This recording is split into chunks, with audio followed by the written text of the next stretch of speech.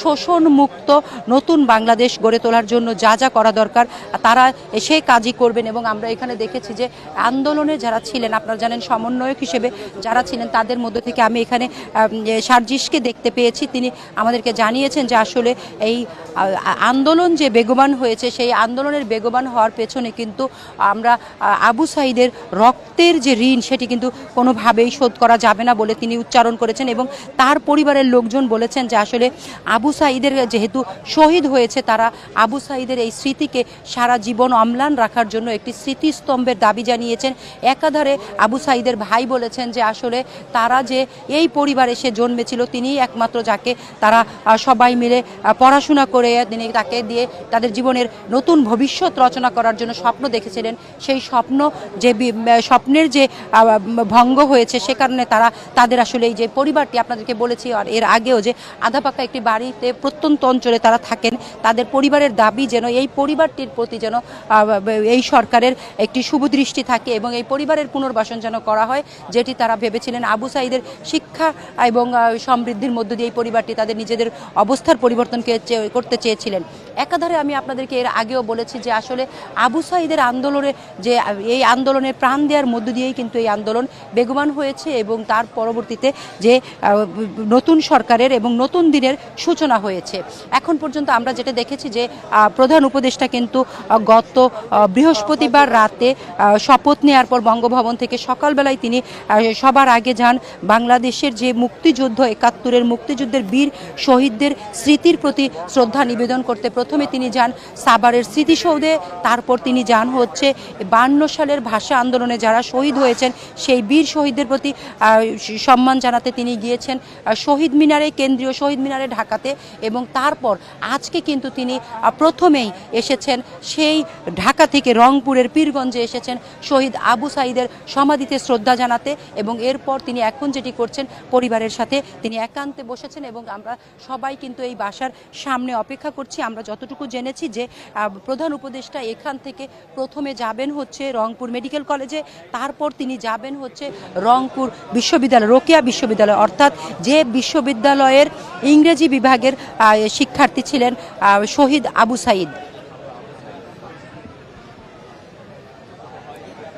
আপনাদেরকে যদি আমি দেখাবার চেষ্টা করি তাহলে কিন্তু আপনাদেরকে আমি বলতে পারি যে এই যে রংপুরের বামুনপুর এলাকা সেখানে কিন্তু চারপাশে যে অগণিত মানুষ অর্থাৎ আবু সাঈদের যে ভক্ত এবং আত্মীয় স্বজন আছে তারা কিন্তু সবাই তার এই সমাধির চারপাশে এসেছেন এবং তারা সকাল থেকেই অপেক্ষা করেছেন কখন প্রধান উপদেষ্টা আসবেন। এবং আমরা দেখতে পেয়েছি যে আশেপাশের গ্রামের কিন্তু প্রায় সকল গ্রামের মানুষই এখানে এসেছেন এবং আমরা দেখতে পাচ্ছি যে নিরাপত্তা বাহিনীর সদস্যরা কিন্তু তাদের ভিড় সামলাতে একেবারে বলতে গেলে হিমশিম খাওয়া অবস্থা রয়েছে।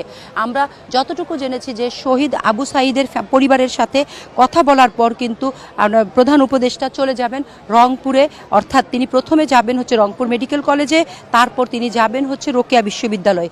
এবং আপনারা জেনে থাকবেন যে ইতোমধ্যেই কিন্তু প্রধান উপদেষ্টা শপথের পর বলেছেন যে একটি বৈষম্যহীন এবং দুর্নীতিমুক্ত বাংলাদেশ গড়ে তোলার প্রত্যয়েই কিন্তু তিনি নতুন সরকারের শুভ সূচনার কথা জানিয়েছেন। আপনারা জানেন যে এর আগে অর্থাৎ বৃহস্পতিবার দুপুর ২টার সময় কিন্তু তিনি বাংলাদেশে এসেছেন এবং তিনি বাংলাদেশে এসে সরাসরি কিন্তু তিনি সন্ধ্যায় শপথের জন্য বঙ্গভবনে গিয়েছেন। এবং আমরা যতটুকু জেনেছি যে আগামীকাল থেকেই তিনি সরকারি যে দায়িত্ব তিনি ইতিমধ্যে মন্ত্রণালয় বিভাজন হয়েছে, অর্থাৎ তিনি তার হাতে ২৭টি মন্ত্রণালয় রেখে পুরো মন্ত্রণালয়ের দফতরগুলো উপদেষ্টাদের মধ্যে বন্টন করা হয়েছে। ইতিমধ্যে জনপ্রশাসন মন্ত্রণালয় সেই প্রজ্ঞাপনটি জারি করেছে এবং তার হাতে যে দায়িত্ব রয়েছে সে দায়িত্ব পালনের জন্য কিন্তু তিনি কোনোই কালক্ষেপণ করবেন না এবং তিনি বলেছেন যে আগামীকাল তিনি এই সকল দায়িত্ব বুঝে নেওয়ার জন্য যা যা করণীয় তাই তিনি করার জন্য বদ্ধপরিকর। এবং এই সকল দায়িত্ব পালনের মধ্য দিয়ে আগামীর বাংলাদেশ হবে বৈষম্যহীন এবং একটি মেধাবী বাংলাদেশের যে স্বপ্ন মানুষ দেখেছে সেই স্বপ্নের পথেই কিন্তু হাঁটছে বলে আমাদেরকে তিনি জানিয়েছেন এবং তার সাথে যে উপদেষ্টারা আছে তাদের সবাইকেই কিন্তু ইতোমধ্যে দায়িত্ব বন্টন করা হয়েছে। আমরা জানতে পেরেছি যে তার মধ্যে যিনি আইন মন্ত্রণালয়ের দায়িত্ব পেয়েছেন অধ্যাপক আসিফ নজরুল, যাকে আমরা দেখেছি যে এই শিক্ষার্থীদের আন্দোলনের কাঁধে কাঁধ মিলিয়ে আন্দোলনের সাথে সামিল থাকতে সেই আসিফ নজরুল কিন্তু আজ সরকারি ছুটির দিনেই তিনি তার দফতরে, অর্থাৎ তিনি ইতোমধ্যেই দপ্তর পেয়েছেন আইন, বিচার ও সংসদ বিষয়ক মন্ত্রণালয়, সেখানে তিনি সকালে অফিস করার জন্য সচিবালয়ে গিয়েছেন। দর্শক, আমরা অপেক্ষা করছি আসলে আবু সাঈদের বাড়ি থেকে কতক্ষণ নাগাদ প্রধান উপদেষ্টা বেরিয়ে আসে। আপনি জানেন যে প্রধান উপদেষ্টা মানেই রাষ্ট্রের অত্যন্ত গুরুত্বপূর্ণ একটি পদ, যে কারণে হচ্ছে এখানে কিন্তু কঠোর নিরাপত্তা ব্যবস্থা রয়েছে, যে কারণে আমরা সে পর্যন্ত পৌঁছাতে পারছি না। তবে আমরা যতটুকু সম্ভব আপনাদেরকে দেখানোর চেষ্টা করছি যে আসলে চারিপাশে এখানে মানুষের যে ভিড় রয়েছে সেটি আপনাদেরকে আমরা একটু দেখানোর চেষ্টা করব।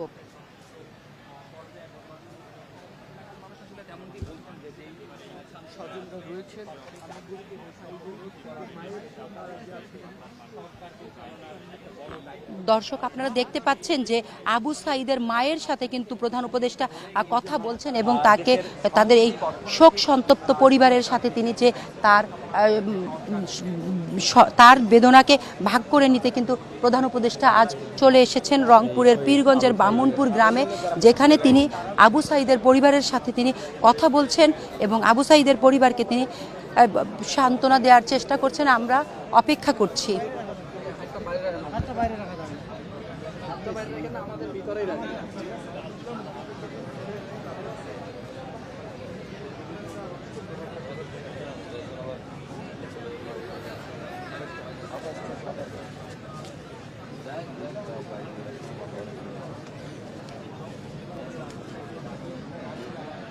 যেদিন